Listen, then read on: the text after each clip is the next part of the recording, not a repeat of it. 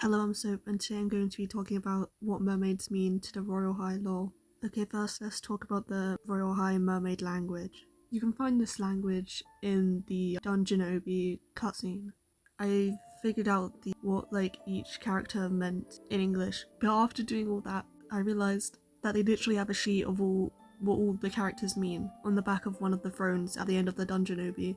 I just didn't know because I'd never completed that OB, so I did waste my time, but at least I know that I was right. But why this mermaid language is important is because there's multiple places where you can see it and translate it.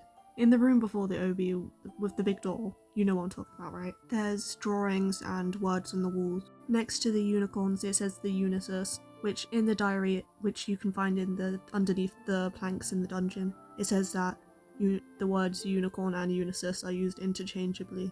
Next to the fairies it says fairies. Some of these are quite simple. Then there's a part which says home. It's not nearly distinct drawings. And the most important ones are there's a passage next to the Enchantraverse orb which says the origin, and next to the drawing of mermaids it says mermaids of Divinia. If you know anything about Royale High lore, or you've been following my Royale High lore videos, you'll understand why that's very exciting. So for those who don't know, Divinia is an old lobby basically, kind of like Earth, but in the lore it's kind of become a sunken city like Atlantis, and this can be seen in the man in the lighthouse's diary. I don't remember his name, sorry. So these passages suggest that Divinia was the home of the mermaids, obviously after it's become sunken and underwater. This will make a lot more sense if you watch my video on the lore around the lighthouse quest. I'm gonna admit one thing, my theory that there was an evil mermaid queen in control of the storm that sunk Divinia was kind of debunked by the fact that Harmony was the queen, because she seems nice enough, and it may have just been a storm. So that ties into how the recent-ish, well, technically not recent anymore, mermaid update links to the lore. Not gonna lie, I was expecting much more lore-wise from the mermaid update,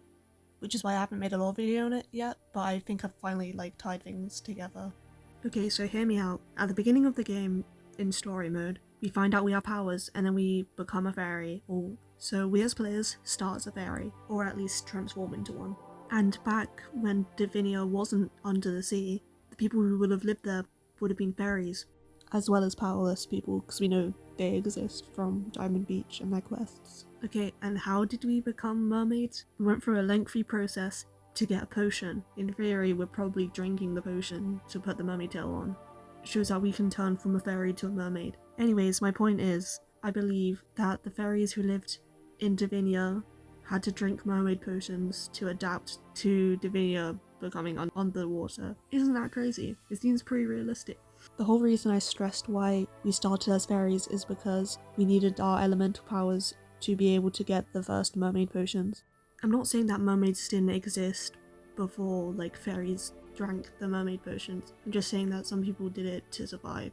And that's how the mermaids are the mermaids of Divinia, because they would have lived in Divinia beforehand. And that's why Divinia is called their home. Why are we given the ability to turn into mermaids now?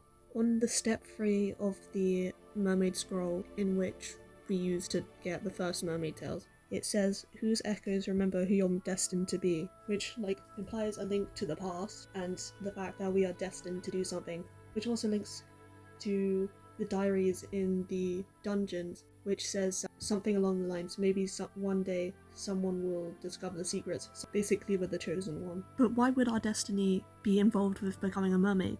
So here's an outlandish theory. I hope this comes true. I think they want us to find Divinia. Obviously that doesn't exist in the game yet, but if they make a lore update, I'm telling you, I really hope that it's a quest in which we have to swim to find Divinia, or do some sort of quest around that. That's where it seems like it's going, in terms of this side of the lore. The Lumina stuff is a whole other thing. One thing I haven't mentioned yet, the journal under the floorboard, which seems to be investigating the secrets of Royale High, also has some of the mermaid language. It says Divinia, missing an I, it's spelled wrong, which makes sense because they don't understand the mermaid language, which shows that it's a lost language, and someone seems to be researching into this. I don't think this is Lumina or whoever wrote the diaries. I think this might be someone more sinister, because why would they be hiding their journals? But I'm not really sure where this loose end really meets, which is why I haven't really mentioned it yet.